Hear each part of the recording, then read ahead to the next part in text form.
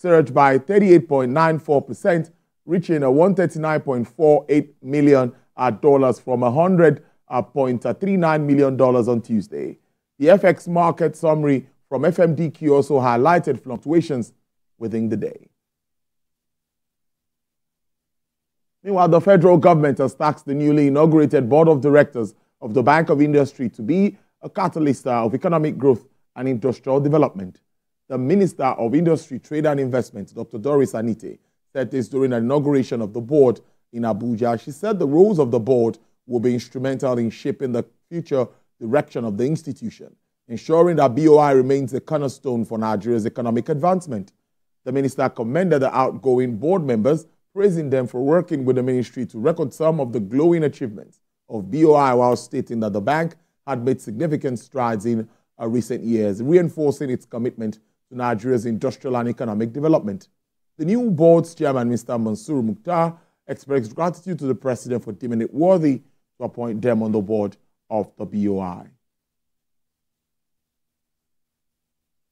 Now, following the removal of fuel subsidy by President Borad, there's a need to diversify Nigeria's energy sources, reducing the reliance on petrol and diesel and addressing environmental concerns. The compressed natural gas transportation is aimed at transforming Nigeria's energy landscape, creating opportunities for economic growth and development. Mr. Ademola Adigun is the Chief Executive Officer of AHA Consultancy. He highlighted some of the positives around TNG operations in Nigeria. I like the fact that the government is pursuing it aggressively. I also like the fact that they're making the cost of retrofitting cheaper. But there's still a lot of issues. It can work in some areas right now in the country based on logistics. It can work in many other areas in the country. And then for the transportation sector, the space the tanks occupy in booths takes away the luggage compartment capabilities of public transport. That has to be looked into. But again, with every technology, as it goes further, it becomes better and becomes cheaper in the long run. It's a good issue. We also have to think about gas availability. I mean, Nigeria is actually a gas country with crude oil. We have more gas than crude, and we have more advantages in gas than crude. But somehow, we've not developed crude because the crude market has been obscuring gas. So I think CNG is a good initiative, but a lot more effort. It won't happen overnight. It will take a lot of time or some time before people embrace it. The initial skepticism will occur. The initial complexities will happen.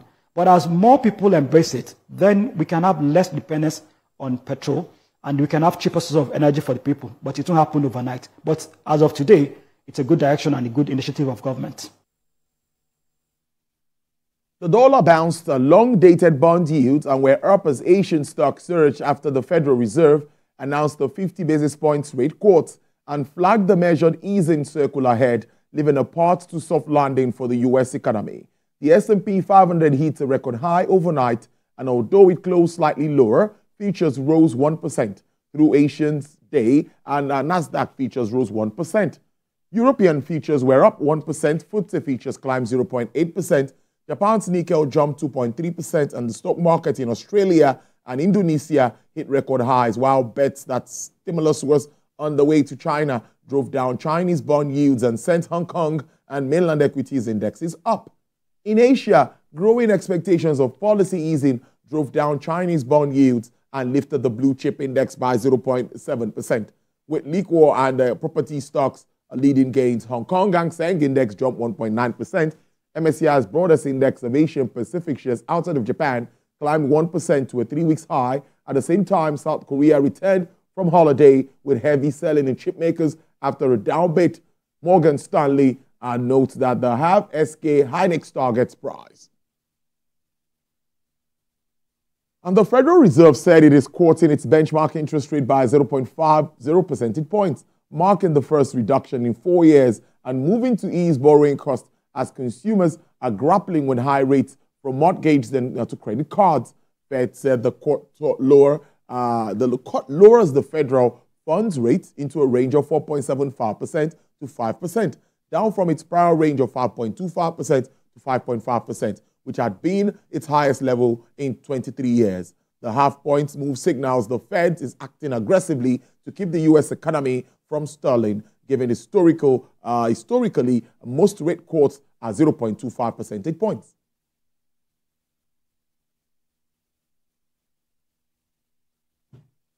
Chinese technology giant ByteDance and the owner of TikTok has denied reports that it plans to design and produce 2 types of semiconductors by 2026 to cut reliance on leading U.S. chip designer Nvidia. Now, the Beijing-based company, which also operates TikTok Chinese siblings, Douyin, says the initiative in the field of semiconductors are in the early stage, focusing on cost optimization of recommendations, advertising, and other businesses. Local media reports citing ByteDance statement written in Chinese. Now, the company added that all of its chip projects are in compliance with relevant trade control regulations. The response comes after U.S. tech news sites. The information shows that ByteDance is planning to engage Taiwan Semiconductor Manufacturing Company, the world's largest chip foundry, to mass produce 25-nanometer semiconductors designed by Chinese unicorn.